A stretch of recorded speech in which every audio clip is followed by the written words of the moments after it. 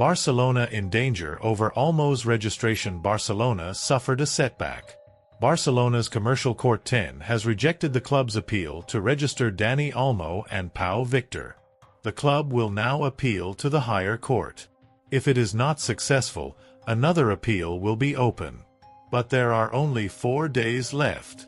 Time is running out quickly. However, this rejection by the court was a surprise for Barcelona, because they were successful in the same way in the case of Gavi. But this time several clubs like Athletic Bilbao, Sevilla and Atletico Madrid raised objections, and a different attitude was seen from La Liga. La Liga appeared in court with their lawyers, which did not happen in January 2023, which led to an unfavorable ruling for Barcelona. Meanwhile, Barcelona will have to register Olmo and Victor by December 31st. Otherwise, they will have to be released for free in January. Although the cost of Victor was low, around €3 million, they bought Olmo at a huge cost. The club spent €62 million to get him from RB Leipzig in the summer transfer window. It is known that Barcelona will appeal to the High Court on December 30th. If their appeal is rejected there will be no further opportunity for appeal. In that case, they have only one way open to them. That is Plan B. That is, activating another lever or economic plan immediately, which would help meet the 1:1 rule and allow these two players to continue playing. Plan B was approved at the general meeting of the board held last Monday, which is to sell the VIP seats at the Camp Nou by Spotify. Although the initial plan was to raise €200 million, Luis Miguel Sanz and Albert Masno said that an agreement with a Qatari company has been made to generate €120 million over the next 20 years. This amount is enough to ensure the registration of Olmo and Victor, complying with the financial fair play regulations. At the same time, the club will be able to renew the contracts. All eyes on the mid-table. The first half of the English Premier League has come to an end. Liverpool is at the top with a 6-point gap. On the other side of the coin, Southampton is at the bottom of the table with 6 points. The mid-table battle has become more spectacular than the title fight. How is everyone's preparation before starting the second half of the Premier League? Let's take a look. Christmas and New Year have all turned into dust for Pep Guardiola. Only one win in the last 13 matches.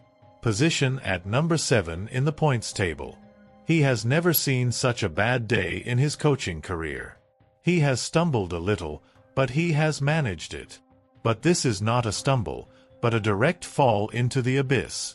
However, there is one thing to hope for. The City family's trust in Pep Guardiola has not diminished at all. That is why he is still confident about his job. But it is difficult to say how much peace he can have if the situation cannot improve. The same is true for Leicester City coach Ruud van Nistelrooy.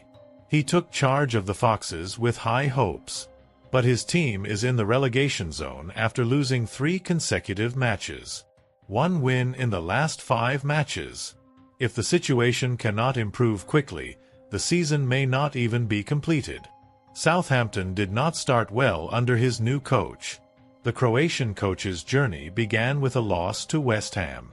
However, Southampton, who are at the bottom of the table with only 1 win, still have a chance to survive. The match against Crystal Palace could be their stepping stone to the top. On the other hand, Palace's situation is not very good either. They have barely escaped the relegation battle of the Premier League. They certainly do not want to go back to that list again. They have no chance of slipping away from Southampton. If someone calls Everton coach Sean Dyche a Kingslayer, he will not mind much. They have blocked 3 teams in 3 consecutive matches. After Arsenal, Chelsea, and City, their next opponent is Nottingham Forest. Everton will appear as a worry on the forehead of Forest, who are fighting for the Champions League. Everton's defense has broken only once in the last 4 matches. Forest will have to do something special to beat Everton, who are in great form. If they want to survive in the Champions League fight, they cannot afford to lose points. Fulham broke a 45-year record and snatched victory from Chelsea's field. To say that they are in a good mood would be an understatement.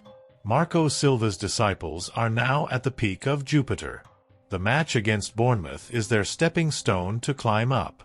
There is no alternative to winning in this match to get a chance in Europe. The same is true for Bournemouth. They have been knocked out of the European fight by drawing in the last match. All in all, if you don't play careful football, you have a chance to slip up. Wolves have had a great start under the new coach. They have already moved out of the relegation zone with 2 consecutive wins. Now the goal is to move as far away from the fear of relegation as possible. And when the opponent is Tottenham, who is in off form, then you can expect a little. Tottenham is having a pretty bad season. Ange Postecoglou can't find the right combination for the team. He is unable to organize the team as he wants due to the loss of important players due to injuries. But football doesn't stop. If the results don't change quickly, he may also have to be cut down by Tottenham chairman Daniel Levy like his predecessors. Liverpool is increasing the gap with the rest of the teams as the match progresses. With 1 match left, their gap with the second position is 6 points. Arne Slot's disciples are in a good mood with their excellent form on and off the field. On the other hand, West Ham got a hard-earned victory against Southampton in the last match. They are also in the mid-table battle. They have 2 chances, Europe or relegation. They will try their best to surprise Liverpool. Aston Villa has had a Boxing Day to forget. For the 4th year in a row, they have conceded 3 goals on Boxing Day.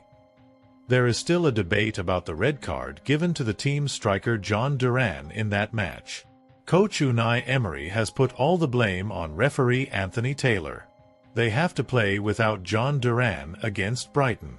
Brighton is also not in great form. They drew goalless in the last match. The 2 teams, who are in the same position on the points table, have a chance to overtake each other. Chelsea has fallen far behind in the title race after stumbling in 2 consecutive matches. Where they had a chance to touch Liverpool before Christmas, they are now 7 points behind. The Blues lost their 45-year unbeaten record in the last match against Fulham. All in all, things are not going well for Chelsea. Chelsea are getting an opportunity to come back from their opponents in Ipswich Town. If they don't use it, it will be impossible for them to survive in the title race. As the days go by, Ruben Amorim seems to be falling apart. Far from adapting to his tactics, the whole United feels like a shadow of themselves. Rashford has not been with the team for a few weeks. Bruno Fernandes was banned after seeing a red card in the last match. All in all, Amorim is in a bad state. Newcastle is in a pretty good position from that point of view. They are in 5th place in the points table with consecutive wins.